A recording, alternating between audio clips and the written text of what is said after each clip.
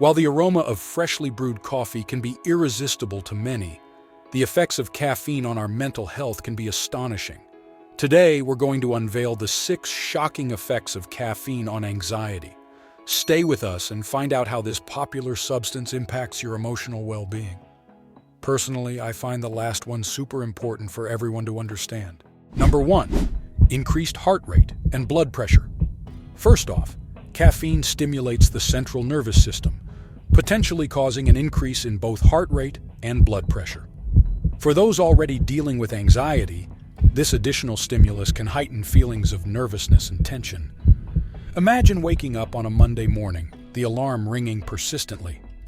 The first thought that comes to mind is, I need a coffee to start the day. So you head to the kitchen, prepare that strong cup of coffee, and then the magic begins, or so we think, right? But here's something I've learned firsthand. While coffee gave me that initial push, it also made my heart race in a way I didn't anticipate. The first time I noticed this, I was sitting, working calmly, when suddenly I felt my heart beating faster.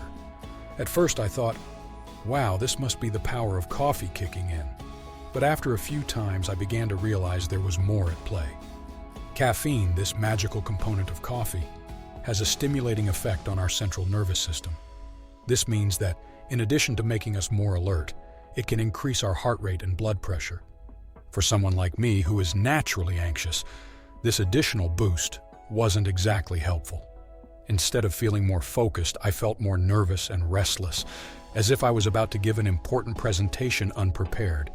And here's the kicker. One of those mornings, before an important meeting, I decided to double the dose, thinking it would help me be even more on top of my game. What actually happened was the opposite. My heart felt like it was going to jump out of my chest, and my mind was more focused on my anxiety than on the work to be done.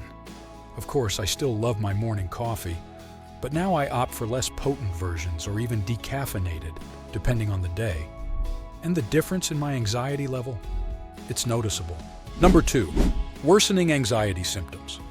Beyond affecting your heart, caffeine can also exacerbate symptoms of anxiety. This includes feelings of panic, restlessness, and even anxiety attacks in individuals sensitive to caffeine, or who consume it in large quantities. Have you ever had that moment where, after drinking a nice coffee, instead of feeling energized and ready to face the world, you feel like you're on an emotional roller coaster with more nerves than a cat in a bath? Yeah, I've been there. And it's not a pleasant feeling at all. Let's talk about how caffeine can indeed worsen symptoms of anxiety. I remember one day specifically when I had a tight deadline at work. Naturally, I turned to my old friend coffee thinking it would be my savior. I drank not 1 but 2 large cups. At first, everything seemed normal. A bit more energy, a bit more focus. But then, something changed. I started feeling my heart beating faster, my breathing became shorter, and a sense of panic began to set in. I was experiencing the classic symptoms of anxiety, but at a level I was not accustomed to. At that moment, I realized that the excess caffeine was actually working against me. Instead of helping me focus and be more productive, it was making me more anxious and, ironically, less capable of finishing my work. It seemed contradictory since the idea was that caffeine would give me a boost, but here I was, battling its side effects. It was an important lesson for me. Caffeine isn't a one-size-fits-all solution to every problem.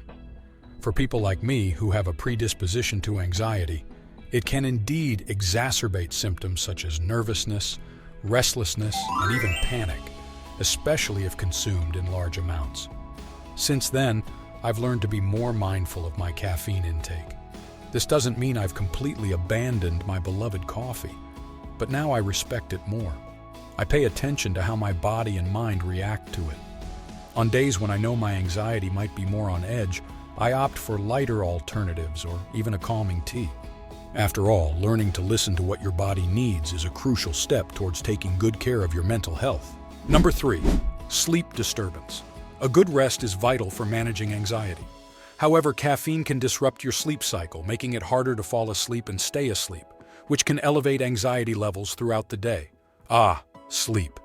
That magical state that recharges us, restores us, and prepares us to face a new day.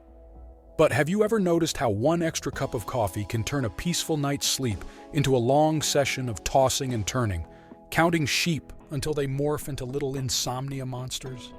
Yeah, I've been there. I remember one night specifically when I decided to have a coffee late in the evening, something I usually avoid. In my head, I needed to stay up a few more hours to finish a project. No big deal, I thought. It's just for tonight.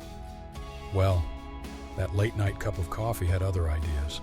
Hours later, there I was, lying in bed, staring at the ceiling, my mind racing while the rest of the world seemed to be in the deepest and most peaceful sleep. This episode made me reflect on how caffeine affects sleep. The truth is, it can seriously disrupt our sleep cycle. Caffeine is a stimulant, and its effect on the body doesn't just vanish with a snap of the fingers, it stays with us, affecting our ability to fall asleep and even the quality of that sleep. After that sleepless night, I started to observe how my body reacted to caffeine. I noticed that even a cup of coffee in the mid-afternoon could influence my sleep at night. This is because caffeine can take about 4 to 6 hours to be metabolized by our bodies. Imagine, a cup of coffee at 4 p.m. was still partying in my system at 10 p.m. Since then, I've adopted a simple yet effective rule: coffee only until 2 p.m. The difference in my sleep pattern was remarkable. Now I can fall asleep more easily and feel that the rest is truly restorative. Understanding and respecting how caffeine affects our sleep is crucial, especially in a world that values productivity so highly. After all, a good day starts with a good night's sleep, right? And sometimes, to achieve that, we need to make small, conscious choices, like knowing when to say no to one more cup of coffee. Number 4, dependence and withdrawal effects. Regular caffeine consumption can lead to dependence, and attempts to reduce or stop consumption can result in withdrawal symptoms such as headaches, irritability, and yes, increased anxiety. Caffeine dependency. Who would have thought something as commonplace as drinking coffee could lead us into such a complicated cycle? But look, I've been there. And let me tell you a bit about this journey. It all started with a morning cup of coffee, something that seemed harmless and even necessary to kickstart the day energetically. Over time, that one cup turned into 2, then 3, until I realized I couldn't start my day without my caffeine fuel. It seemed normal, until the day I decided to cut out caffeine for a while. And that's when things got interesting. At first I thought it would be easy, but right from the first few caffeine-free days, the withdrawal effects began to show. Excruciating headaches, an unusual level of irritability, and a constant feeling of tiredness, even after a good night's sleep. And let's not forget about the anxiety, which seemed to have found a new level. It was a shock to me. I had no idea how dependent my body and mind had become on this seemingly innocuous substance. This experience was a real eye-opener. It made me realize that despite the temporary benefits caffeine can offer, it also has a not-so-pleasant side. After going through the withdrawal phase, I knew something had to change. I didn't want to be a prisoner to caffeine or any other substance. So I began to gradually reduce the amount of coffee I consumed.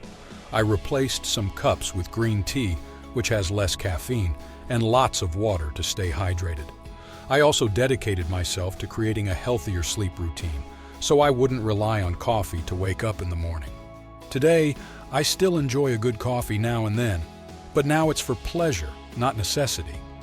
I share this story because I know many might be going through the same cycle without realizing it. If you're thinking about reducing your caffeine intake, take it slow. Understand that the process may have its challenges, but also know that it's entirely possible and, in the end, can be very beneficial for your physical and mental health. Number 5, increased adrenaline release. An additional and perhaps surprising effect of caffeine is its role in increasing the release of adrenaline, the fight-or-flight hormone. This increase can not only amplify the feeling of anxiety, but also make you feel more jittery, ready to face a danger that doesn't actually exist. This heightened state of alertness can be useful in situations of real necessity, but when activated without a clear reason, it can significantly contribute to increased anxiety and daily stress. Adrenaline, that substance that prepares us for unexpected marathons or facing imaginary lions. Did you know that innocent cup of coffee can be a real adrenaline powerhouse? Well, I found this out in the most surprising way. One afternoon, I decided to have an extra coffee to beat the sleepiness and meet a tight deadline. What I didn't expect was that, beyond the anticipated energy boost, I felt as if I were ready for a boxing match. My heart raced, my palms sweated, and I was in such an intense state of alert that even the slightest noise made me jump. At that moment, I was pure adrenaline. I researched why this happened and discovered that caffeine stimulates the release of adrenaline, the fight-or-flight hormone, which prepares us to face dangerous situations. Except instead of a real danger, all I had was a pile of work and a peaceful office environment.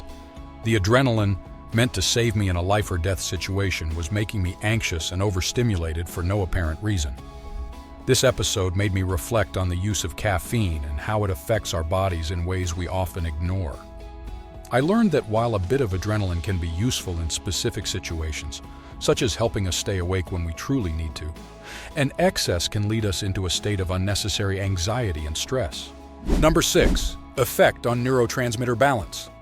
Lastly, caffeine affects the balance of neurotransmitters in your brain, such as serotonin, known as the well-being hormone. Imbalances in these neurotransmitters can lead to mood changes and, again, an increase in anxiety. Have you ever considered the effect caffeine has on our brain, specifically on neurotransmitters, those chemical messengers that influence everything from our mood to our energy? Well, I hadn't given it much thought either, until I started noticing how my daily cup of coffee was affecting not just my body, but also my mind in ways I hadn't expected. It turns out that caffeine has a direct impact on the balance of neurotransmitters in our brain. One of the main ones affected is adenosine, responsible for making us feel tired and ready for sleep. Caffeine blocks the adenosine receptors, making us feel more alert. So far, so good, right? But there's more. This blockage can interfere with our natural sleep-wake cycle, and that's where things get complicated. Another important neurotransmitter is serotonin, known as the well-being hormone. At some point, I noticed that on days when I consumed more caffeine, my mood fluctuated more. I started reading about it and discovered that caffeine can affect the production and regulation of serotonin. This explained why I sometimes felt more anxious or had mood swings for no apparent reason.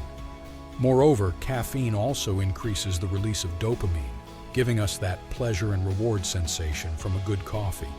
However, this high is temporary and can lead to a cycle of emotional highs and lows, depending on how much coffee we consume. By making these adjustments, I feel more emotionally stable. My sleep has improved, and I can still enjoy a good coffee now and then, without the previous highs and lows. So, if you've noticed some changes in your mood or energy and suspect caffeine might be behind it, it might be worth trying to adjust your intake and see how you feel. After all, balance is key to maintaining not just our physical health, but our mental health as well. While caffeine is a part of the daily routine for many of us, it's important to recognize how it can influence our mental health. If any of these points resonated with you, consider evaluating your caffeine consumption and how it affects your mental health. And remember, small changes can lead to significant improvements in your well-being. Keep following the channel for more tips on living a healthier and happier life. See you next time.